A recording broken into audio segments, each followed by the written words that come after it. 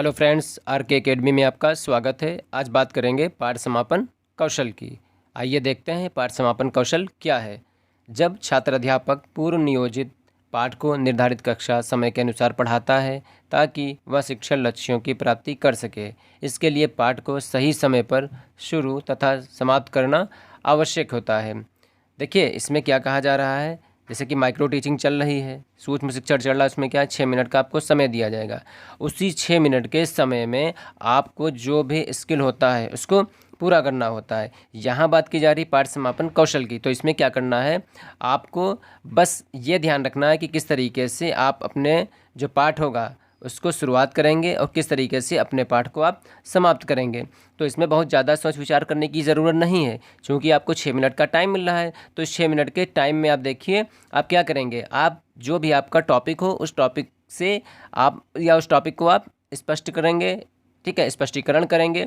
जब स्पष्टीकरण अच्छे से दे देंगे तो उसमें से आपको क्या करना है, आपको 4 से 3-4 क्वेश्चन आपको बच्चों से पूछने हैं और बच्चा क्या करेगा, उन क्वेश्चनों के आंसर आपको आसानी से दे देगा।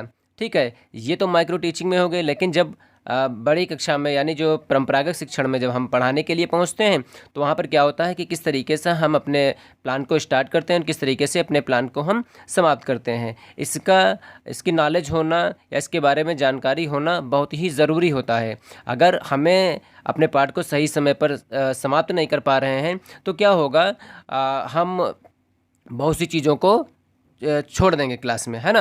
यानी बहुत सी चीज़ें ऐसी होंगी जो हमें क्लास में करना है, लेकिन क्या होगा, हम टाइम को मैनेज ही नहीं कर पा रहे हैं तो क्या करेंगे, छूट जाएंगी वो हमसे, है ना।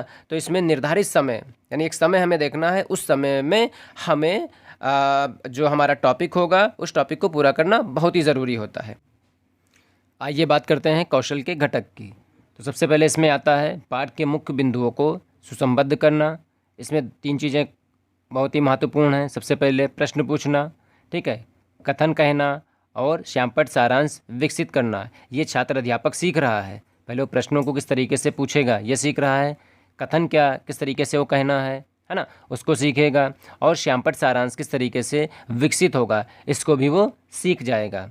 दूसरे नंबर पर आता है नए ज्ञान के प्रयोग के लिए अवसर प्रदान करना। अगर छात्र अध्यापक को कुछ नया ज्ञान मिल रहा है तो किस तरीके से उनको अवसर प्राप्त होगा, है ना।